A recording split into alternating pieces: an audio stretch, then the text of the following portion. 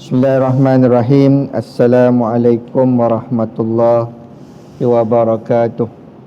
Tuan-tuan dimati Allah Subhanahu wa taala, Ramadan dia bukan sekadar bulan yang datang ini mengikut kalender Islam semata-mata. Rejab, Syaban, Ramadan, Syawal. Lepas Syawal, Zulkaidah, Zulhijjah. Tahun depan ulang balik Rejab, Syaban, daripada Muharram masuklah Ramadan. Tetapi Ramadan ini adalah madrasah kehidupan yang Allah Subhanahu wa taala kurniakan kepada kita untuk mendidik, untuk merawat dan memimpin kehidupan kita ini dan jiwa kita ke arah fitrah kehambaan. Ramadan dikembalikan balik kepada kita. Ramadan sama macam lebih kurangnya hukum dalam sembahyang. Bila kita semayang ni angkat takbir, semua perkara-perkara yang halal kita tidak boleh buat. Makan, minum, bercakap, berjalan, berbual, semua kita boleh buat halal. Tapi bila angkat takbir Allahu Akbar, dia jadi haram kalau kita buat dalam solat. Begitu juga Ramadan, makan, minum halal, kan? Nak melihat, nak mendengar, nak bercakap semua okey. Tapi bila masuk Ramadan dan kita berpuasa pada siangnya, maka Allah mengharamkan kepada kita makan dan minum dalam waktu yang telah ditetapkan. Sebab itu tuan-tuan dimati Allah Subhanahu wa taala, datang Ramadan ini adalah untuk la'allakum tattaqun. Diwajibkan ke atas kita berpuasa seperti mana orang-orang sebelum kamu berpuasa. Dulu orang Yahudi dia berbangga dengan puasa dia, dan dia kata umat Islam ni pelekehkan umat Islam sebab kata dia puasa kita ni ikut dia. Gitu kan. Tapi apabila Allah turunkan ya ayyuhallazina amanu kutiba alaikumusiyam kama kutiba alal ladzina min qablikum la'allakum tattaqun, maka Nabi sebut pada para sahabat, puasa yang diwajibkan kepada kita ini berbeza dengan puasa orang Yahudi. Kerana puasa kita ini asyamul junnah. Puasa kita ni adalah perisai.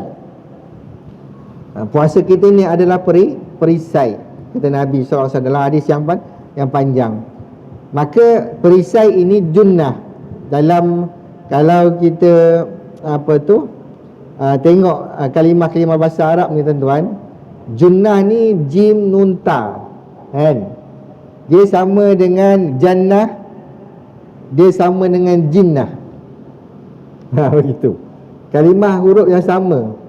Sebab tu bahasa Arab ni kalau kalimah yang sama salah baris, dia beri maksud yang berbeza. Kalau kita sebut jannah, dia merupakan syurga, tempat balasan yang baik-baik. Kalau kita sebut jinnah, ni bukanlah jinnah yang jual kain ni tuan. Jinnah adalah jin. Minal jinnati wan nas, jin. Jamak dia jinnah. Dan kalau junnah, ni yang Nabi sebut asyamul junnah. Puasa ini adalah perisai. Kalau kita perhatikan, para ulama sebut mana-mana kalimah yang dimulai dengan jim dan nun, jim, nun. Kalau dalam bahasa Arab lah, kita jumpa dia jim dengan nun itu, dia menunjukkan kepada perkara yang kita tidak nampak. Jannah, contoh. Jannah, kita tak nampak sekarang ni kan. Kita dengar dia cerita dia. Nak nampak betul, masuk surga dululah, buat baik kat dunia ni. Satu. Kalau kita sebut jinnah, jim nunta juga tu, jinnah baris bawah, pun kita tak nampak. Ke ada tuan-tuan yang nampak nampak jin ni? Kan? Kalau kita ni nampak jin, itu tanda-tanda kita ni tak sihat. Begitu kan? Ataupun kita menampakkan jin itu menampakkan diri dia, maka jin itu pun tanda-tanda tak sihat juga. Sebab itu jin ini makhluk-makhluk yang gaib, yang kita tak nampak. Lagi satu, kalau kita sebut janin, janin orang mengandung tu, janin kan, selagi dia tak lahir, janin dalam perut ibu tu tak nampak. Anak saya yang sulung dulu scan sampai 2 kali. Bukan kita nak, doktor nak scan kan, 2 kali scan. Lelaki ni kata dia. Lelaki. Kita pun rasa macam confident je lelaki. Keluar perempuan. Tentu begitu. Betul lah kata Allah kan, janin dalam perut ibu itu adalah rahsia Allah Subhanahu Wa Taala. Alat yang kita guna tuan-tuan ni alat saja, dia kadang-kadang boleh tersilap. Begitu keadaannya. Itu janin tak nampak kan. Junnah, perisai, kita nampak ke? Yang Nabi sebut tu asyamul junnah, perisai. Macam-macam kita pakai baju ke, pada ada apa tu tembok jadi perisai kepada kita kan. Ada orang yang mengelilingi kita daripada kita ni dianiaya ke dan sebagainya, kita tak nampak, tu perisai. Tapi Nabi sebut asyamu junnah, puasa itu sebagai perisai. Perisai apa tuan-tuan? Allah Subhanahu Wa Taala, bulan Ramadan ni Allah Subhanahu Wa Taala mengembalikan ramai di kalangan hamba-hamba dia kan, daripada leka tak buat apa-apa, ada satu bulan puasa, maka kita puasa tuan-tuan, puasa, kita puasa semua orang jaga perkara-perkara yang membatalkan puasa. Tak makan, tak minum, tidak ada perkara-perkara yang masuk daripada rongga-rongga yang terbuka dan sebagainya kan. Kita jaga itu, puasa menjadi perisai daripada kita melakukan perkara-perkara tak baik. Itu dari sudut simple je kan. Tapi bagi orang-orang yang berpuasa dengan la'allakum tattaqun, tu kan, la'allakum tattaqun, yang berpuasa itu kata Allah mudah-mudahan kamu bertakwa, maka start dia berpuasa tu dia akan menjadi perisai kepada dia daripada segala perkara-perkara mungkar. Dia nak membohong orang, aku puasa. Dia nak marah, aku sedang puasa kan, inni shaim kan. Dia nak ambil hak orang, inni shaim kan. Dia nak tengok benda-benda haram, aku puasa. Dia nak dengar benda-benda tak baik, aku puasa. Nak bercakap benda-benda mengumpat, memfitnah dan sebagainya, aku puasa. Itu puasa menjadi perisai kepada orang-orang yang bertakwa. Sebab itu la'allakum tattaqun, dan Nabi sebut al-asyamul junnah, puasa itu menjadi perisai. Satu, orang-orang yang bertakwa dalam Ramadan, puasa itu jadi perisai kepada dia. Dia menggandakan segala amalan-amalan yang biasa pada lain daripada Ramadan. Pada Ramadan dia menggandakan amalan-amalan dia. Sebab dia tahu puasa ni perkara yang wajib Allah Ta'ala gandakan berganda-ganda. Malah kata sebagian kata Nabi SAW 70 kali ganda pahala dia. Yang sunat menjadi pahala wajib. Maka kita yang berpuasa takwa ni, kita tak akan tinggal benda-benda sunat. Semayang sunat nawafil kita tak tinggal ya. Zikir-zikir, perkara-perkara semayang duha, yang benda-benda sunat ini kita tak tinggal. Kita rebut perkara-perkara itu sebab dia menjadi pahala kepada perkara fardu. Ini dia menjadi perisai. Sebab itu kita pernah dengar Sayyidina Ali karamallahu wajhah yang mendefinisikan takwa. Apa dia takwa? Takwa itu al-khafu minal jalil. Takwa itu adalah takutnya seorang hamba kepada Allah yang Maha Agung. Takut bukan kita jauhkan diri daripada Allah, takut kita dekatkan diri dengan Allah Subhanahu Wa Taala. Tuan-tuan yang mati Allah Subhanahu Wa Taala. Sebab itu kalau kita tengok Al-Quran tadi, ya ayyuhallazina amanu kutiba alaikumusiyam, itu daripada surah Al-Baqarah ayat 183.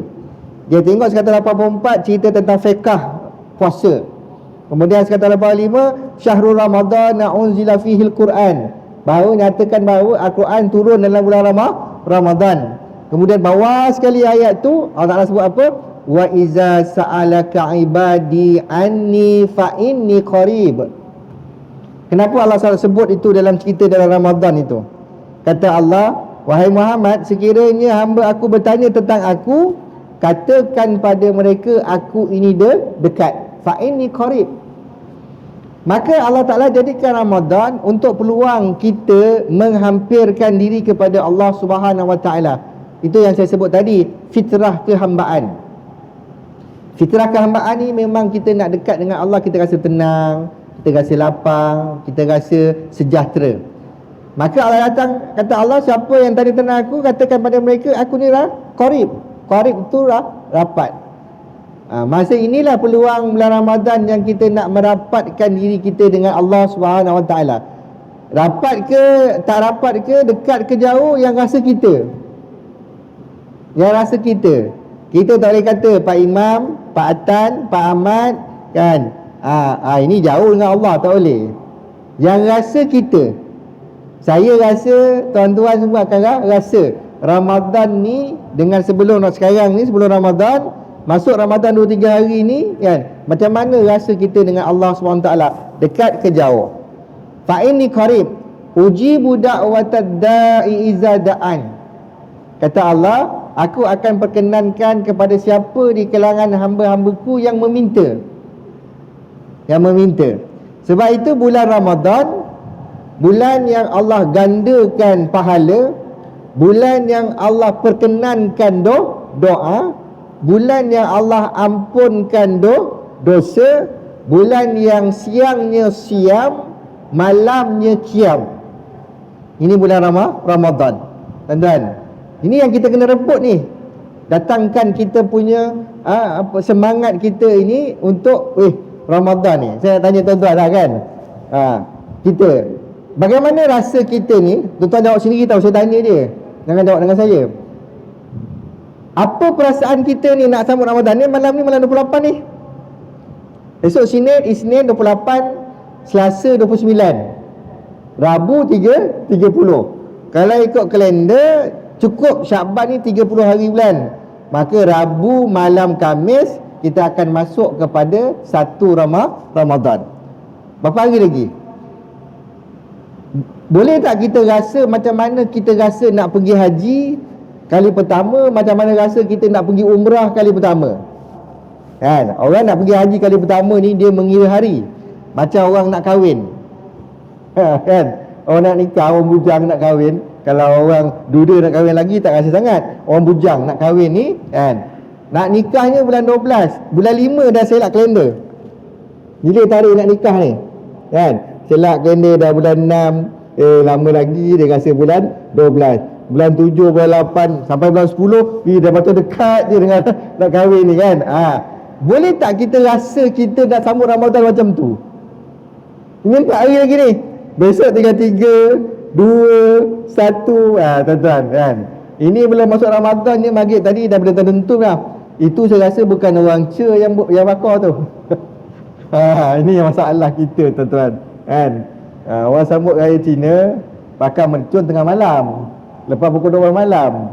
Kita bakar mercun maghrib kan. Kita lebih hantu daripada hantu tuan-tuan. Minta maaf lah cakap. Ya Allahu Akbar. Kalau ada adik keluarga kita, tolong nasihatkan. Janganlah time orang semayang tu berentam. Orang lain nak raya, kita yang sibuk kan. Kenapa? Begitu. Jadi jangan kita jadi lebih daripada hantu. Orang bakar mercun tu nak halau hantu. Kita main mercun serupa hantu. Itu yang kita sedih tu di kalangan orang-orang kita. Mungkin agaknya bukan duduk, agaknya kan begitu. Baik tuan-tuan dimata Allah Subhanahu Wa Taala. Maka inilah kita nak rasakan Ramadan ni. Biar kita ada rasa macam gairah nak sambut Ramadan. 4 hari, 3 hari, 2 hari, hati kita berdebar-debar. Masuk je 1 Ramadan tuan-tuan, maghrib nanti, Rabu malam Khamis kalau ikut betul lah, ikut kalender, ikut ru'yah tak tahu lagi kan, tengok 6 bulan kan. Masuk je malam tu, lepas solat maghrib, sujud syukur pada Allah Subhanahu Wa Taala. Boleh ingat ni sujud syukur pada Allah Subhanahu Wa Taala. Sebab kita doa imam doa, Allahumma barik lana fi Rajab wa Sya'ban wa balighna Ramadan. Ini doa dah, Allahumma barik lana fi syahr Ramadan wa balighna Ramadan. Ni berapa hari lagi? Balighna Ramadan, sampaikan kepada Ramadan. Bila Allah sampaikan, sujud syukur kita pada Allah Subhanahu Wa Taala, sebab Allah akan bagi peluang sekali lagi tahun ini untuk kita merebut yang dikatakan sebagai fursah az-zahabiyah, kan, peluang keemasan yang Allah datangkan Ramadan kepada kita. Jangan kita rasa Allah Ramadan dah kan, Ramadan pula dah, kita rasa macam itu kan. Berat. Kalau orang semayang, orang yang bertakwa, dia tidak akan ungkap perkara macam itu. Allah dah Ramadan, dekat Ramadan dah, dan tak boleh nak macam itu, tak boleh nak macam gini. Dia kata gitu, bermakna dia rasa Ramadan datang menyusahkan dia. Sedangkan Ramadan adalah peluang mega sale. Kalau kita rasa mega sale, kita tengok tuan dekat-dekat tu semua dah pakai kemah kat luar dah kan. Masuk je Ramadan tu dah kemah dah ada dah ni kan. Dah berjual dah. Nanti ujung-ujung Ramadan lagi-lagi sale. Semua orang berebut, lebih ramai kat sana daripada datang sembahyang tarawih. Kita tak nak begitu. Kita tak nak begitu. Kita tak nak masuk Ramadan ni tuan-tuan, masuk Ramadan kita punya stamina fizikal dan juga spiritual kita tak kuat. Nak fizikal, penting fizikal, sebab kita akan sembahyang sunat kan, baca Quran apa semua, bekerja dalam keadaan berpuasa, itu memerlukan fizikal. Tapi kalau spiritual, kerohanian kita ni tak kuat, dia akan lebih melemahkan fizikal kita. Sebab itu kita tengok nanti orang sembahyang kan, orang kita ni sembahyang tarawih, dia akan ambil keputusan 8 rakaat dia calor dah. Ni daripada saya ni jangan buat macam tu. Kalau penat duduk atas kursi, penat duduk atas kursi, duduk dekat kapet pun tak apa, yang penting sembahyang. Jangan ambil keputusan 8 dah lah, Nabi pun buat 8 je. Dia ingat dia punya kualiti 8 rakaat dia tu sama macam Nabi agaknya. Kita begitu. Nak samakan macam Negeri Sembilan buat 13, buat 10, nak samakan dengan Arab Saudi buat 10, pergilah sana.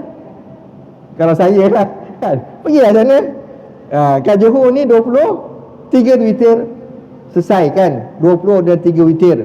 Tuan-tuan dimati Allah Subhanahu Wa Taala, nak buat 20 dan 3 witir itu sebenarnya memerlukan kepada kekuatan spiritual kita dan fizikal.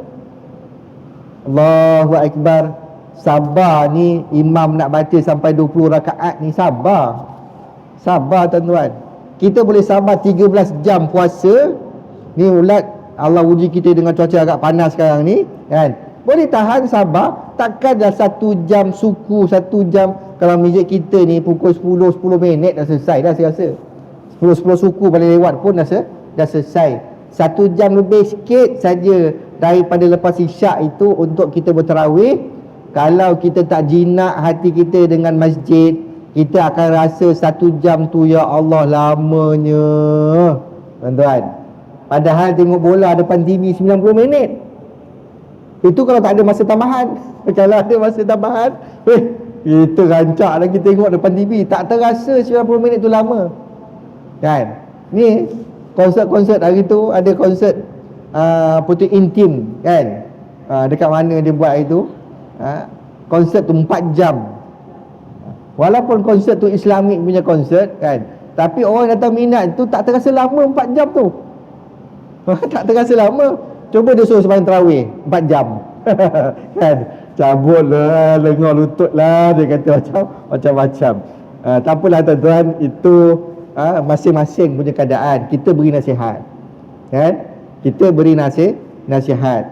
Kita hidup mesti bertambah, usia bertambah kan, harta pun bertambah, amalan untuk kita bawa bekal menuju Allah ini takkan dah tak bertambah. Peluang yang Allah beri takkan kita tak rebut. Macam nisfu Syaban hari tu kan.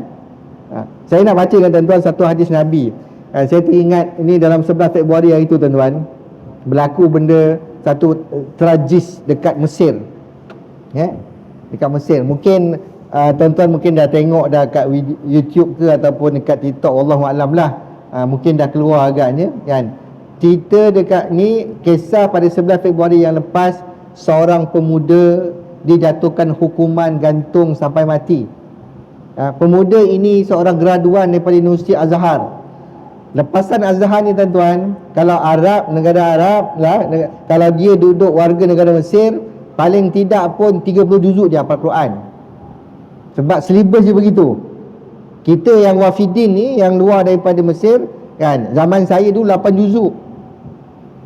Juzuk 1 sampai juzuk 8. Sekarang ni saya dengar dah kurangkan kepada 4 juzuk dah. Tapi bagi yang warga negara, dia mungkin kekal lagi 30 juzuk. Pemuda ini dijatuhkan hukuman gantung sampai mati kan? Kerana apa? Kerana balasan dia membunuh ibu dia.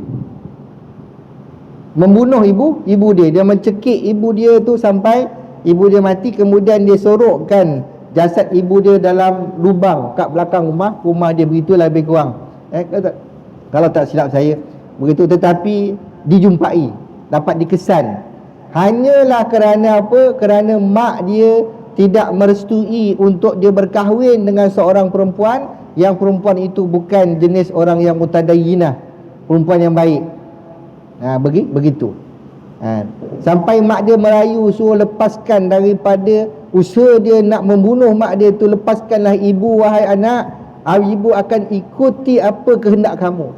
Sampai tahap macam itu, tuan-tuan. Maka dia dijatuhi hukuman gantung sampai mati. Ketika dibacakan pertuduhan dia, hakim mahkamah syariah Mesir itu menyebut firman Allah Subhanahu wa taala, auzubillahi minasyaitonir rajim, wa qada rabbuka alla ta'budu illa iyyahu wa bil walidaini ihsana ila akhir hayat. Kan? Allah Taala telah perintah pada kamu untuk sembah Allah. Selepas sembah Allah, kamu kena wabil walidaini ihsana, berbuat baik kepada ibu bapa kamu.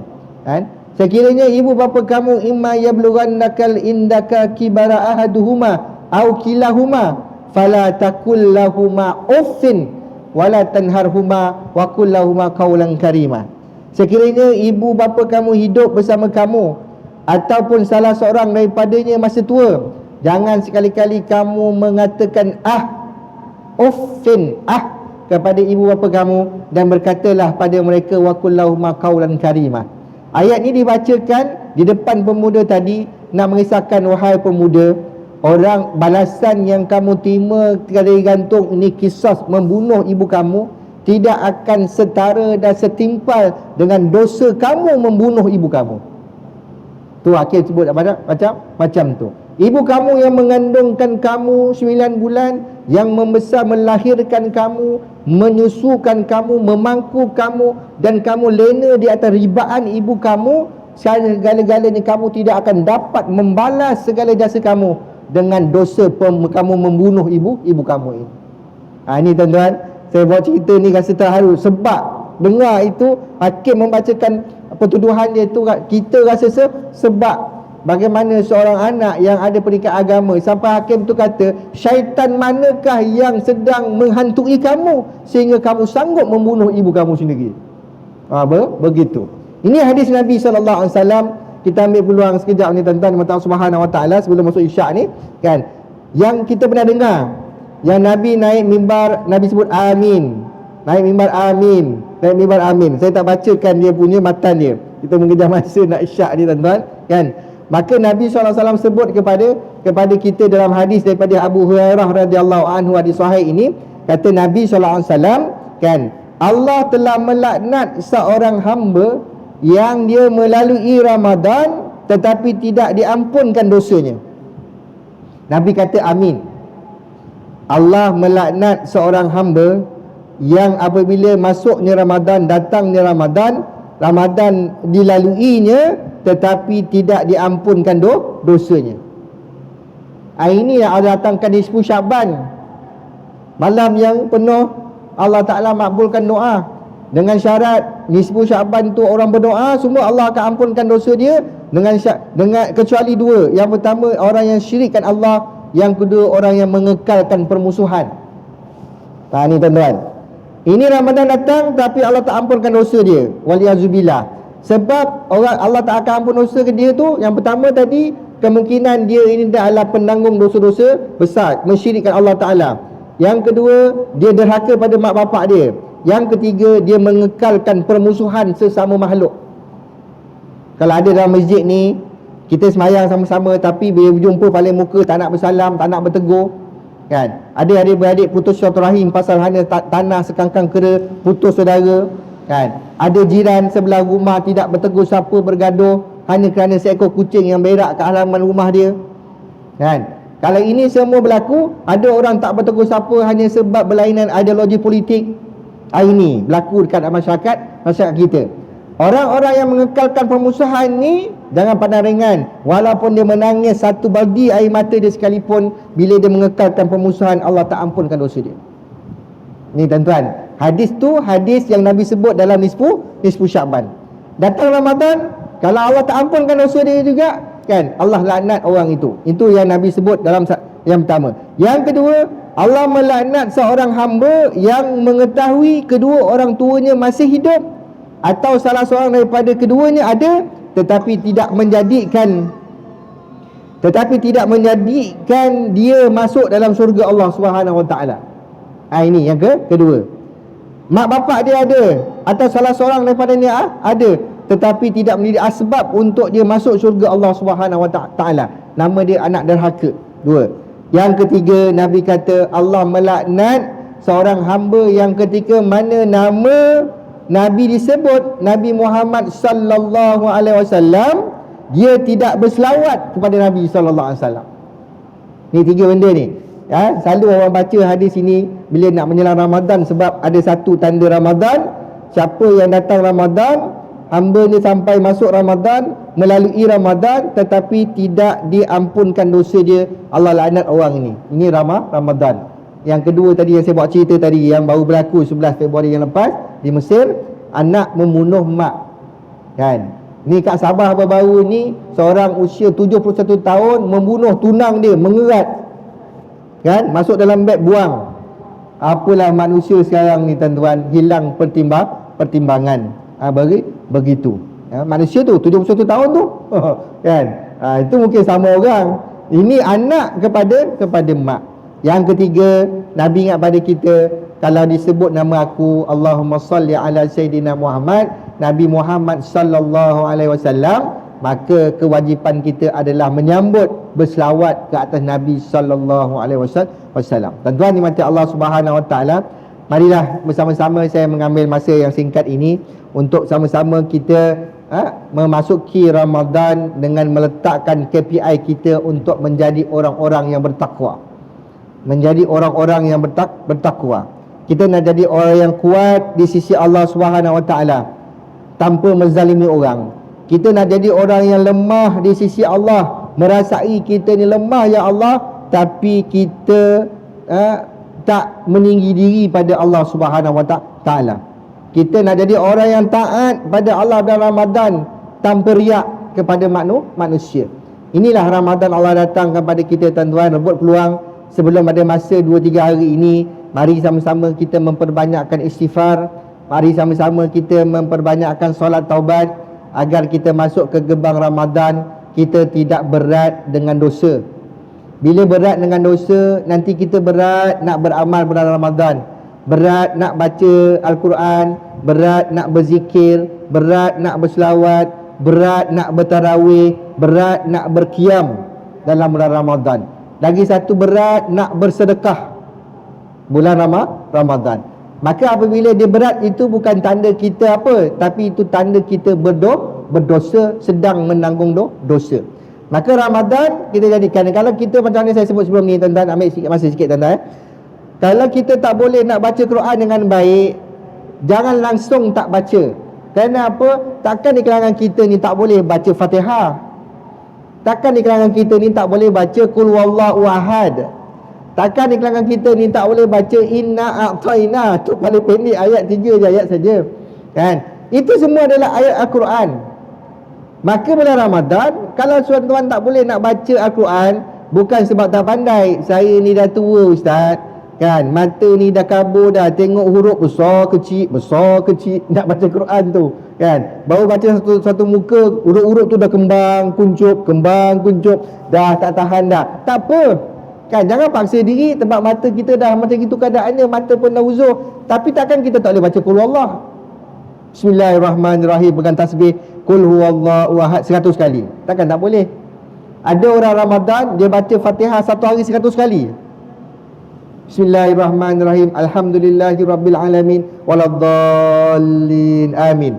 Subuh 20, Zuhur 20, Asar 20, Maghrib 20, Isyak lepas tarawih 20 sebelum tidur 100 Fatihah. Boleh? Nak ke tak nak? Atas kita lah. Nak ke tak nak? Atas kita. Mari tuan-tuan, kita rebut peluang dalam Ramadan ini. Mudah-mudahan kita dapat sampai dalam Ramadan Al-Mubarak bagi tahun ini untuk sama-sama kita beribadah dan Allah berrahmati kita, mengampunkan dosa kita. Siru ala barakatillah. Saya ucapkan selamat menyambut Ramadan Al-Mubarak. Saya minta maaf atau kalau ada salah silap dan sebagainya sepanjang kita bersama-sama, ya. Mudah-mudahan Allah ampunkan dosa kita dan kita masuk ke gerbang Ramadan dengan penuh kesejahteraan insya-Allah. Wallahu a'lam. Bismillahirrahmanirrahim. Allahumma faqihna fid din wa 'allimna ta'wil wahdinas siratal mustaqim. Allahumma iftah 'alaina futuhal arifin warzuqna fahman nabiyyin wa hifzal mursalin wa ilhamal malaikatil muqarrabin birahmatika ya arhamar rahimin. Walhamdulillahirabbil alamin. Taqabbalallahu minkum. Assalamualaikum warahmatullahi wabarakatuh.